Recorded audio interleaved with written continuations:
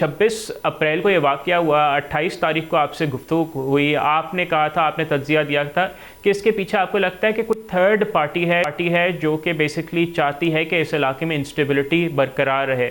लेकिन अगर आप गुज़िश्ता दिनों में अगर आप भारतीय रवैया देखें कि वो किसी भी मतलब आप देखें तो वो कहते हैं ना लाउड माउथ्स वाला मामला हुआ है कि धमकियाँ और बस हर तरफ मीडिया में जो एक हिस्टेरिया क्रिएट किया हुआ है कि हम पाकिस्तान के खिलाफ ये कर देंगे वो कर देंगे।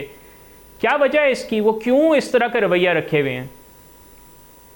मोइश साहब बहुत शुक्रिया। देखिए पहली बात तो ये है कि 2014 से जब से प्राइम मिनिस्टर मोदी पावर में आए हैं, आप मुझे बताएं क्या इन 11 सालों के अंदर क्या हम एक कदम भी आगे बढ़े हैं? नहीं। हम हर साल, हर 6 महीने बाद, हर महीने बाद हम पीछे की तरफ आए हैं। हमने जो मुआहदे किए वो भी खत्म कर दिए, जो एग्रीमेंट्स किए उससे भी पीछे हट गए। सो हर चीज ये नरेंद्र मोदी साहब के दौर में ये उन्होंने इनिशिएटिव लिए कि अब हमने इस डगर पे चलना है, पहली बात।